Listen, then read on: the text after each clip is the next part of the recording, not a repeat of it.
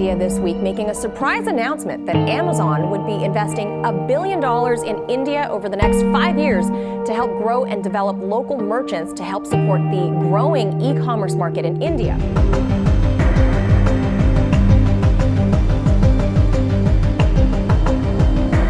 A preliminary investigation into a mysterious pneumonia outbreak in China has been identified as a previously unknown coronavirus. Declared a global health emergency.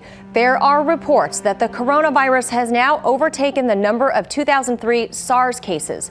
Rapidly spreading and hard to detect, many experts believe the new viral outbreak could have a bigger impact than the SARS epidemic. It looks like the coronavirus is spreading very quickly. What else can you tell us on this update?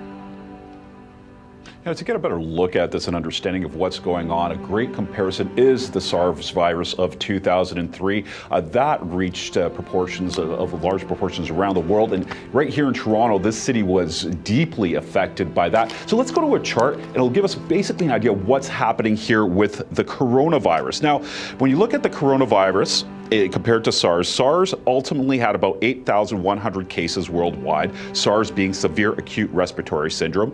And let's not forget, though, this is a big point here. SARS came out in November 2002. The epidemic ended in July. That's 9 months. When we're talking about the coronavirus, we're looking at just over a month and how far-reaching it's been.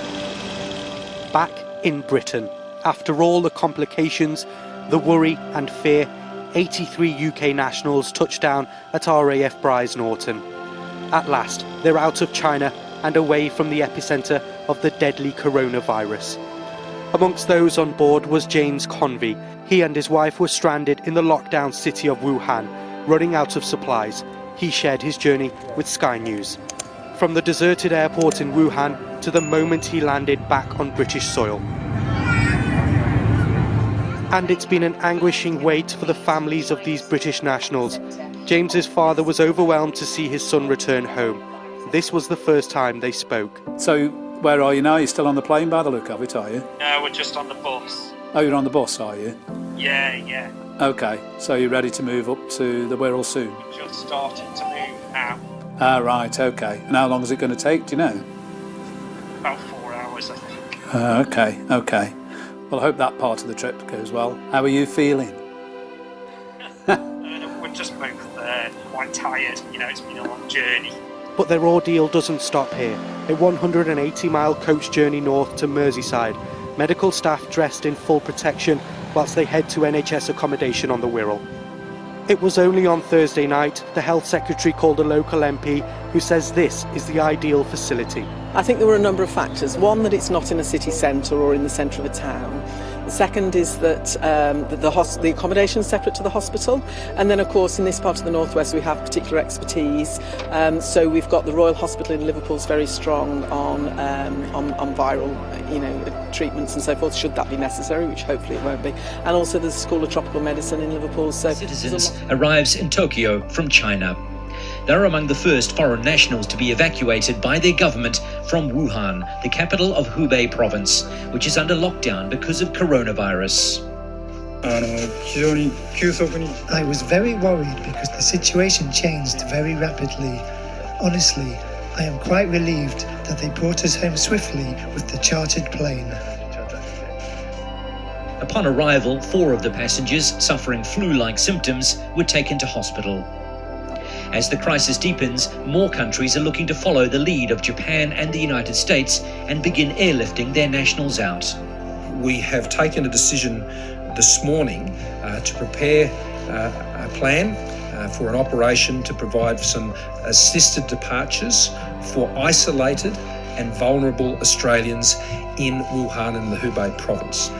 In Wuhan, where the outbreak started, medical staff and hospitals are struggling to cope with the number of cases which grows by the day. So 2 completely new makeshift hospitals are being built to treat coronavirus patients, with construction workers operating around the clock. And the government is sending thousands of extra doctors and nurses to Hubei province from other parts of China. I will tell my family the exciting news after I come back. I've not dared to tell them now for fear that they would be worried about me. In Hong Kong, where there are several confirmed cases of the virus, the government has been criticised for being too slow to react. It's now suspended ferry and train services to and from mainland China indefinitely. The Hong Kong government has been coming under increasing pressure, with many calling for the border crossings between here and mainland China to be closed completely, which hasn't happened. The partial closure is being welcomed, but there is also a sense that it has come too late and isn't enough. Commerce market in India. Now, Bezos was met by dozens of protesters shouting, "Amazon, go home." We are ready to face them. In the business, we have no problems, but they cannot do predatory prices. They cannot sell out the things which is less than cost. They are funding these losses through FDI. That is our biggest concern. It's a fake narrative just to create an imagination in India that Amazon is supporting small traders. In fact, small traders are being wiped out due to Amazon's policies. He's just trying to make or form one more East India company for our country. Go back. You have no place in India. Protesters say Bezos' reach into India and Asia will undercut local businesses and create a race to the bottom. A similar argument to those that we heard here in the U.S. about 20 years ago when we saw the growth of Amazon and Walmart. Defiant and undeterred, protesters gathered at Jamia Millia Islamia University, where a man opened fire just hours earlier. Mobile phone video shows him brandishing a gun at protesters and journalists as he walks backwards towards police officers. He's heard praising Delhi police and threatening protesters. We are feeling unsafe. There is no rule of law in the country right now. As you can see, how is the things going on here?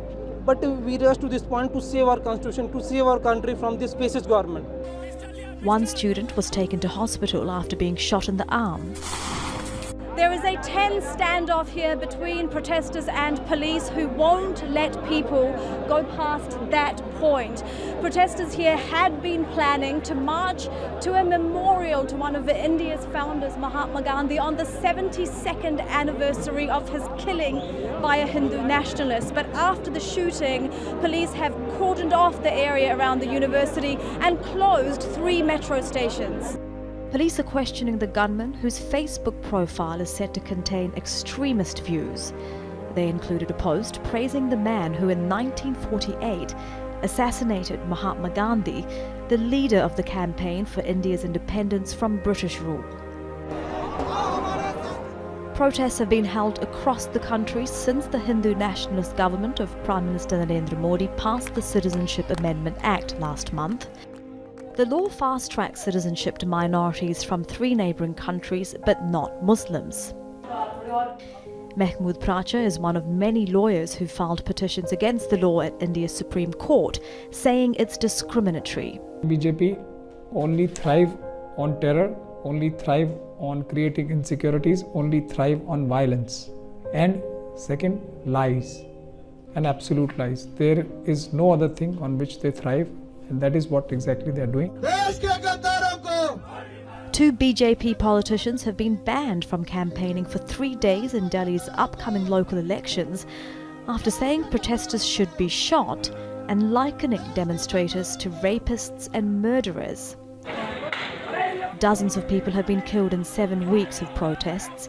Critics of the government point out that while demonstrations have taken place around India, the death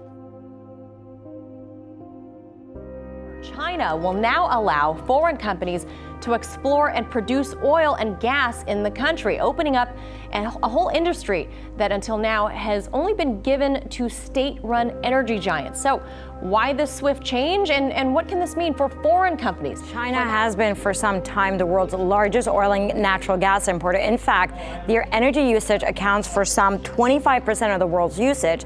And with a population of about 1.4 billion people, and with a government placing economic growth as a high priority, you could see why China has been relying more and more on outside help to get their energy to grow its economy. And since 2013 alone, China's oil production has fallen nearly 15%, while its oil demand has actually increased by 30%. Now, in turn, China currently relies on imports of about 75% of its total oil usage, and up from basically zero a decade ago. China's natural gas import reliance is currently at 45%, and all this despite a doubling in domestic production. So now China is accelerating their energy sector due to their growing needs, and also amid all the, of course, the geopolitical risk that's currently happening in the Middle East. So think about it this way. If foreign companies are setting shop in China, basically the country no longer has to rely on OPEC or neighboring countries for their energy needs.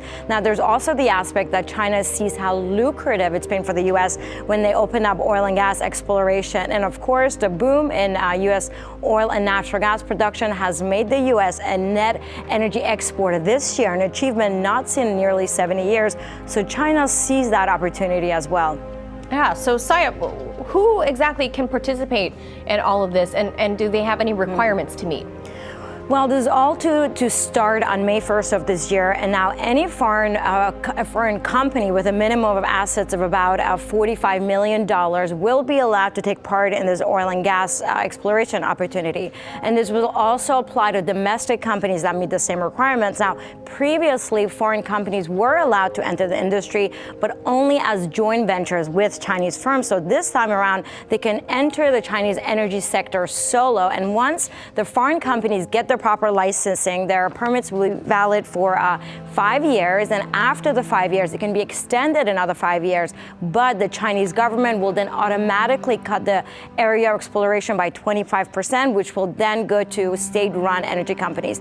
And of course, it doesn't come without a few challenges. The 4 major Chinese state-run oil companies still have rights over mines spread over a total of about 3 million square kilometers, which have the most proven reserves of oil and gas. So if those lands rich in oil and gas are not entering the competitive market, this might not mean too much for foreign companies, but that doesn't mean that the opportunity is not there. It's just not found yet. Now, in addition, China is interested in having crude oil supplies from the Middle East uninterrupted, and oil prices, of course, not too high if it continues importing record amounts. But once China starts further exploring their own oil and gas, they can rely less on Middle Eastern crude oil, much like the U.S. And of course, all of this comes 1 week before the U.S.-China Phase 1 trade deal is signed in Washington.